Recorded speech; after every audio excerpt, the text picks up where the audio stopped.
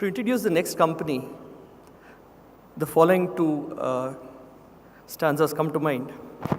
And here and there a foamy flake upon me as I travel, with many a silvery water break above the golden gravel. And draw them all along and flow to join the brimming river, for men may come and men may go, but I go on forever. Introducing Unilever, Mr. Biddappa from Unilever, our story. Thank you.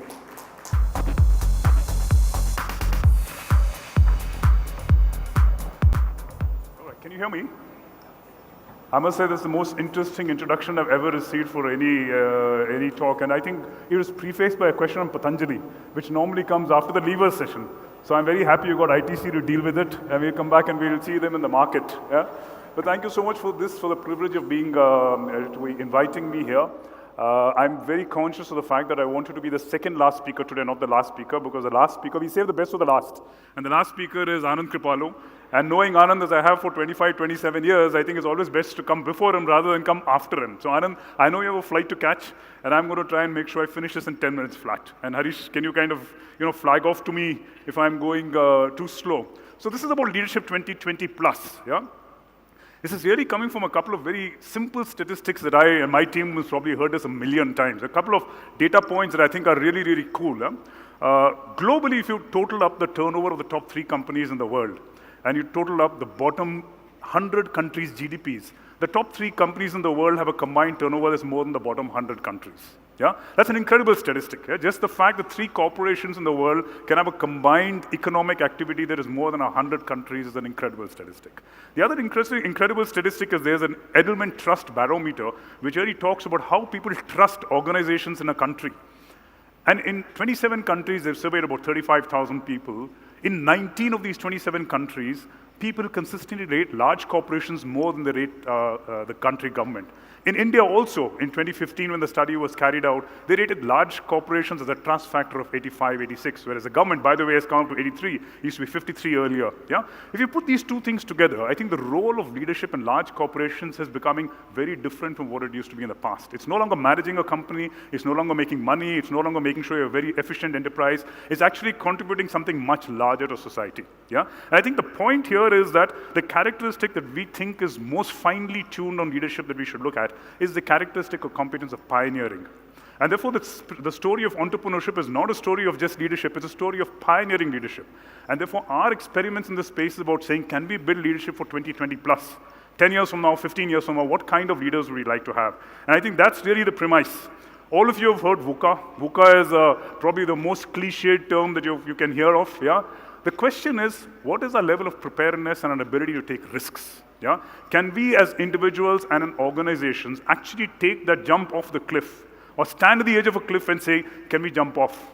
And what's the ability of our management and our leadership to be able to take a risk, not only in terms of business, but also in terms of their own personal careers, to make choices that are very different, to take up a very small role in a very small profit center or category which doesn't have the sexiness or the appeal of being, a large Dove or a Lux or something like that. What's our ability, what's our capacity, what's our willingness to take a risk? And I think the story of looking at entrepreneurship and building the spirit of entrepreneurship is not about saying that you need to go out and set up an entire company. It's about saying, can you build that spirit of willingness to take risks? And the ability and capacity to see failures in a very different light from where we see it in school and college. And it's a really difficult DNA for us to overturn, because how many of us have known friends or children, or we have relatives who have actually failed in a class, and the father comes and says, you know what, good job done. We actually had Anupam Kher talk to us some time back, a couple of years back, and he was telling us his example when his father, when he flunked his exam, and his father took him to a restaurant and gave him a really expensive dinner. And when he said, why is this dinner? What happened? He said, I found out your results and you failed. And I don't want you to feel that failure is something you don't celebrate. I think that's a powerful lesson. The question is, how do we build the ability of our people to take risks? And I've just got 3 slides, yeah? And these 3 slides are about a hypothesis, because we are starting on a journey. It's not a journey that we've completed, but it's a hypothesis on what are the kind of things that could go into creating this pioneering spirit or the spirit of entrepreneurship. The first one is actually a very interesting space. You need people, leaders of tomorrow, to have this mindset of abundance and of scarcity. Now, all of us, actually many of us, because if I look at this audience, a very young audience, many of us grew up in this age of ration shops, yeah? Of petroleum which was controlled, of actually getting sugar and rice from a ration shop, of telling your parents when they went abroad to go and get a list of a 2-in-1 from Dubai or something like that. We grew up in a mind of scarcity. Therefore, our decisions tend to be scarcity-led. They tend to be saying, can we conserve resource? Yeah? My ambition when I started out was to actually build my first house by the time I was 30. Youngsters today don't want to build a house. They want to rent a house. They'd rather have a good holiday. Yeah? They come from a mindset of abundance. And thank goodness for that. Because in the last 30 years, I think our country has seen the kind of abundance that allows people the space to make choices. So the first space is, can you create in your leaders or your managers this mindset of saying, I will have a mindset of abundance and I'll have a mindset of scarcity. And the spirit of really building a software is about having large corporations that say, we want to make a real difference. This is not about judgment about how large the difference is or what the footprint size is. It's about the fact, do people have a sense of purpose about what they're doing that's beyond your job? So we believe purpose is an inherent part of creating the spirit of pioneering. The second is really, can we create citizenship and not visitors? Can you actually have people who don't go into a job and do it 6 months, 1 year, get a tick, do another category and say, I've built up a variety of jobs, but can you create a system where people actually build legacies and stay in jobs for 3 years or 4 years? Yeah? The third is really the risk of size. As corporations become larger and larger, they tend to have more and more processes, and most of us become very good at managing processes. Can we move from being process managers to being risk and impact takers? So the first part of our hypothesis on building a spirit of entrepreneurship is about creating the software, about creating a desire for people to say that I want to create a legacy, I want a sense of purpose that can be linked into my job, and I want to stay in there longer and make a difference. The second is about hardwiring the organization. Yeah?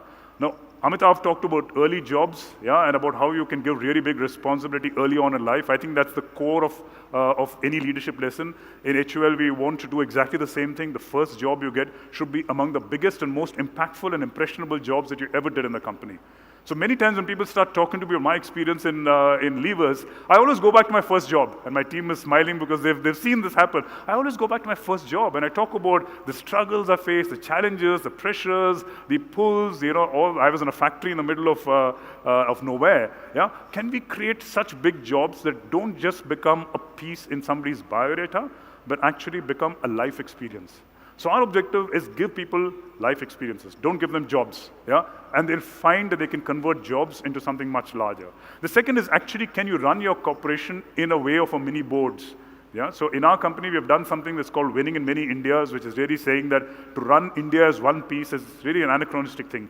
You need to look at it in several different ways. India actually is like a mini Europe. So you actually devolved authority to a level that people can do CEO-kind jobs in the first 7 or 10 years of joining a company. So if you give people responsibility really early and you make them see the end-to-end of it, you create a kind of an owner's mindset. And the third is actually, can we create solution spacing where people actually say that I'm part of the solution.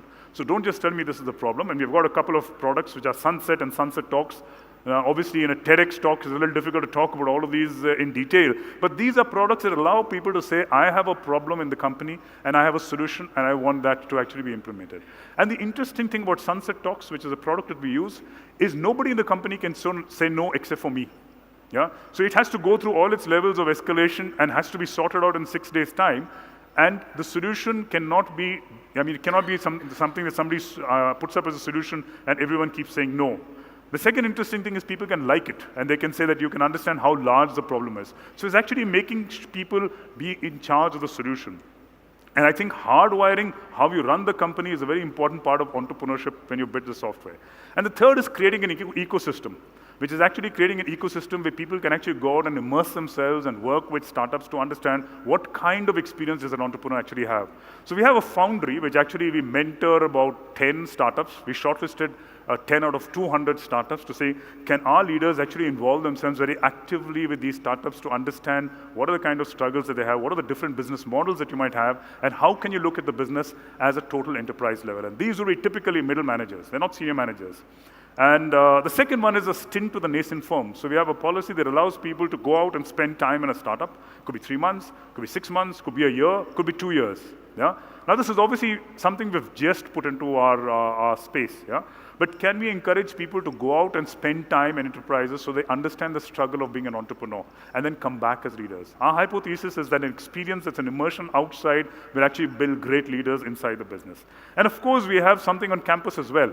And that's really something about saying that we will mentor students who actually pitch up and give an idea and say they want to take that venture through, and we'll mentor it to the point that it could actually be funded by ventures. So the idea is, can we involve all our managers in some form and working in very different models and taking a risk of saying, you know what, I want to step out of this corporate life, I want to spend 6 months, 1 year working with a completely new enterprise. And we believe that's a good way to create the spirit of entrepreneurship in our managers and our leaders. So this is about saying, can we build leadership for the future?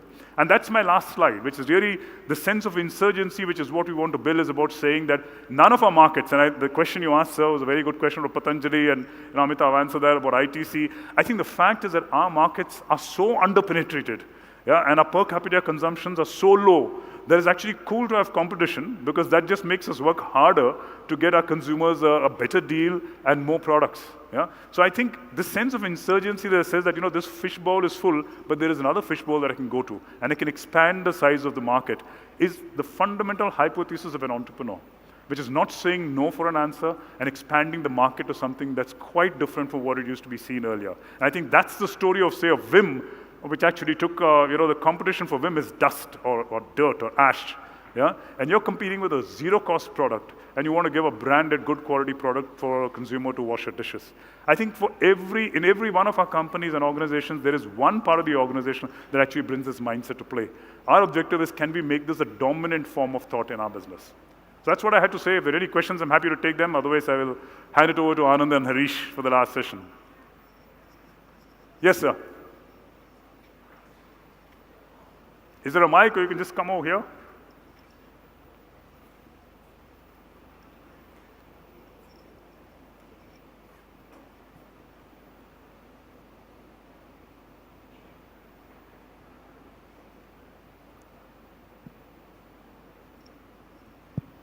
Hello.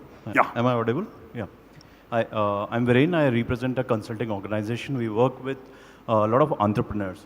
So when we're talking about these mature organizations like ITC, Unilever, there is one element which is missing, is it's okay to fail. So our organization like Unilever, when they send people for this entrepreneur journey, so are they okay people who fail? So yes. And if yes, then yes. How the organization are dealing with it? It's very simple. I mean, when you're inside the company and if you don't do this experience, for me, that's a failure as well. So I will personally underwrite anyone who goes out from our business to an entrepreneurial outfit to make sure that he has the job that he wants when he comes back in the business. There's nobody who's going to leave the business on the entrepreneurship space to say, I'm just going to go out there, I'm going to fall flat on my face and I won't have a job. Yeah? So I think that's very, very important. They understand that this is something the company believes in, which is why we made a policy for it. I mean, otherwise I could do it by exception and say, you know what, you want to go out and do an enterprise. Many people have come to us and said, I want to do an enterprise. Say, okay, go out and do it. The reason why we've framed it as a policy and we've put it into a talent process is to make sure that we mentor the person as he or she goes out as well. And we know the chance of success could be even lower than 50-50. But that's a life experience. Yeah? And I must tell you, for my own career, the number of times that I've had the opportunity to fall flat on my face, and I've had very senior leaders like R.R. Nair who are here, who were in Rivers, and you know, who have actually made sure that we grew as a result of that experience. Yeah?